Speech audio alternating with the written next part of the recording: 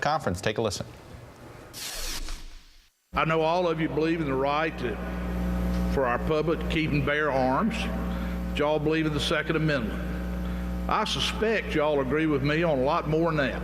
Never quit battling for our Constitution. Never quit defending our Second Amendment. God bless you, and may He continue to bless these United States of America. I was going to tell the tech guys, no need to load up the teleprompter. I got everything that I need on the palm of my hand. It says, I am the NRA. Seems like a pretty raucous atmosphere there. Congressman, let me start simply with this. Is it this Congress, it's a Democratic Congress, but is it fair to call it a pro-gun Congress? Well, let me say it certainly is a liberal Democratic Congress. I think when you look at the pattern of the borrowing, the spending, the bailouts, and the takeovers of the last year and a half, judging from the response I got right here in this hall in Charlotte today and other speakers received, people get it, that this is a big government liberal Congress. And, you know, while we heard from a couple of our Democrat colleagues who support the Second Amendment right to keep and bear arms, I think that the objection that people feel about liberal governance in Washington, D.C. today, what you were just talking about with David Gregory, is an objection that covers the broad spectrum of frustration with that liberal agenda. But on the issue of guns itself, I mean, it's not as if there are big debates over issues. It's not as if any NRA-backed proposal is lost in this Congress, has it not? Well, no, I don't think it's lost at all. I think the president's nominee to the Supreme Court, Elena Kagan, her comments that have now come to the fore in a memorandum in which she said that she was not sympathetic to the notion that the Second Amendment right to keep and bear arms was an individual right when she was working for Thurgood Marshall. You know, I think these are very real issues. They'll certainly play into the hearing and the debates over the president's nominee to the court. And as I said, going forward, I think, you know, the American people are recognizing, the people here at the NRA convention are recognizing that while, you know, we may have a slim pro-gun majority between every Republican and a handful of Democrats, we've got a liberal majority on Capitol Hill, a liberal presidency, and I think the American people are growing weary of it.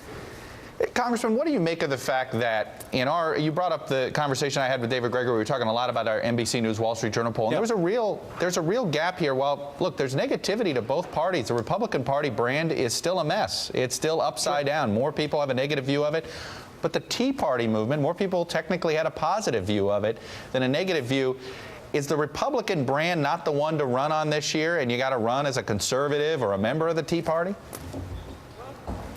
Well, I think that really all depends on what Republicans continue to do on Capitol Hill. People have said to me, well, is the Tea Party movement and this authentic grassroots movement around the country going to be a positive to Republicans this fall? And Chuck, I often say, well, that's really up to Republicans. If we continue our principled opposition to the borrowing, the spending, the bailouts, and the takeovers, if we continue to demonstrate that our party is returning to a practice of limited government, fiscal responsibility, and reform, then I think those Americans, many of whom were here at the NRA convention today, those Americans will know where to be in the fall. But I think the onus is on the GOP because, you know, quite frankly, as those polls suggest, you know, I don't think we so much lost our majority in 2006 as we lost our way.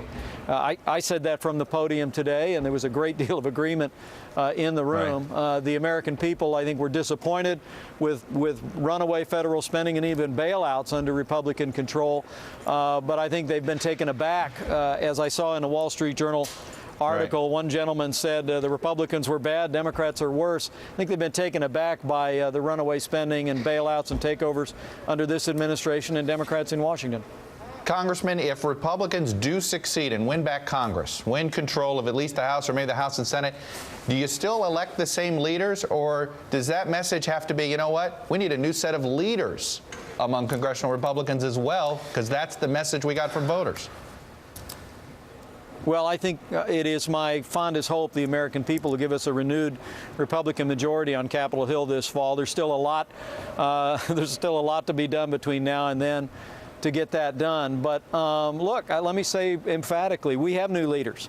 whether you're talking about the Republican leader, the Republican whip, or yours truly. These are three people that were not in Republican leadership during those years when Republicans got swept up in the expansion of government under the Bush administration, the expansion of an earmarking culture. Right. And so, you know, if the American people award Republicans with a new majority, they're going to get new Republican leaders to boot. All right. Congressman Mike Pence, part of the 2012 cattle call. Is that fair to say? Or you'll let us say it? I was just honored to be here, Chuck. All right, fair enough. Congressman Pence, we'll be watching you on the campaign trail, potentially in Iowa, New Hampshire, South Carolina. We'll see. All right, thanks for joining us. Up next, with that Neil